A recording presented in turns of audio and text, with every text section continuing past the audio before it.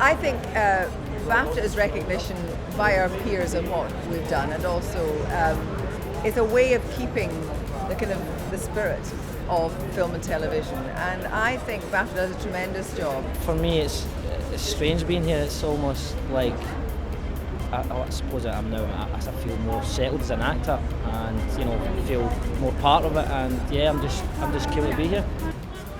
I think it's just nice for people to be recognised and for the talent to be given a bit of a kind of platform to showcase, and also for people who maybe the general public haven't seen their stuff. It's a great advertisement to show things like that and give them awareness. I live in the States.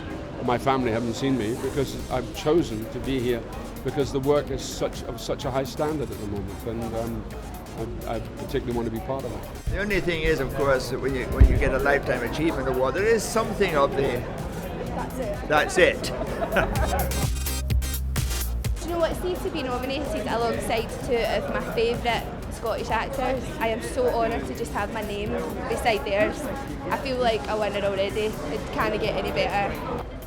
In the last 12 months, well, I'd have to say Bob Servant Independent and The Wee Man.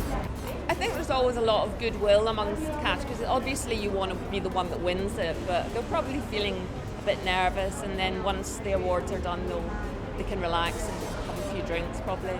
Very often I think we're overlooked actually when the awards go down south, because actually there's so many fantastic technicians as well as actors, directors, writers, there's great technicians, and I just wish more was done in Scotland actually, and I think these awards go a long way to sort of promote and encourage people to come up to Scotland and make films and make television programmes and kind of constantly raise the bar. Good evening, ladies and gentlemen. How are you all? Looking lovely and sober for the minute. A very warm welcome to you all. Delighted to be here once again, if not slightly lighter on my feet than I was last year.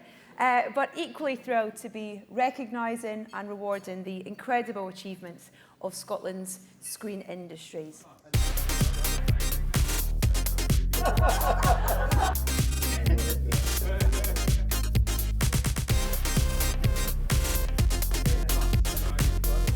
This was our first game. This is our first award ceremony. It's our first nomination.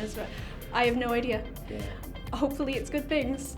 The reason it was so popular with the viewers is because the banks are so unpopular with the viewers. It was literally a David and Goliath story. At the end of the day, the public went out and voted with their feet or bums on seats.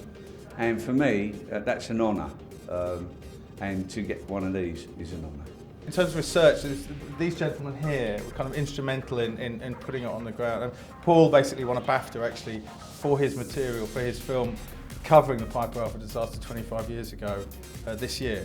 So, and him and Stephen, who wrote the book, they basically did the lion's share of all of that. These are events, extraordinary natural events that people can't see unless we bring it to them. And we made a massive effort to do that, and we took a lot of risks to do that, and at times it seemed completely impossible, but we're really glad that we did it. It feels great. What can I say? It's wonderful being here with friends. It's just wonderful having the opportunity to hold this one. It's nice. Well, I think this was a timing thing. I think we were very, very fortunate. We approached people just at the right time where some of them were prepared to speak to us. There are lots of occasions where it's very difficult to get people to speak openly like this. And they were prepared to do that. They invested trust in us. And it was, as Mark said, it was a very humbling experience. This is a unique opportunity from a broadcaster's point of view to get this kind of access and to get this kind of trust. This is really for them. It's an idea I had rolling around my head a couple of years before I even started it.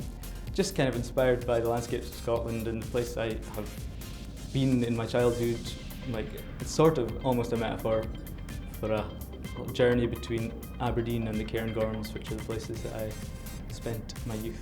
William McIlvaine's words were so kind, and it was great. I was very, very delighted and really, really privileged to have a BAFTA. It's wonderful. The solutions to problems and this, that and the other that the directors come up with they basically, you know, they come to you and they go, right, this is what I want to do. I want to go from A to B. How can I make it interesting? And that's part of the job. That it can be a nightmare. It can keep you up at, you know, wake you up at 2 o'clock in the morning. Oh, bloody hell. But when you've done it, when it works, it's a lovely feeling.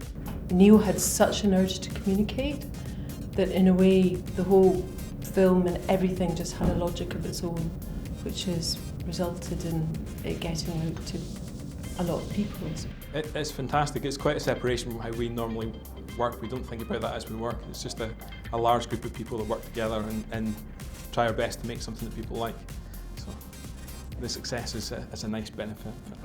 It's just fantastic, you know, to win the award and I think it's because, you know, anything that can bring attention to the film and, you know, hopefully, you know, that people can hear about it and go and see it, it's a great thing. Well, I was so touched that David found time in his extraordinary busy schedule to come. And as I said in my speech, I don't know if I'm allowed to repeat it on the website, but I was chuffed to buggery. Simple. So, ladies and gentlemen, there you have it. The 2013 19 British Academy and Scotland Awards delivered to the worthy winners.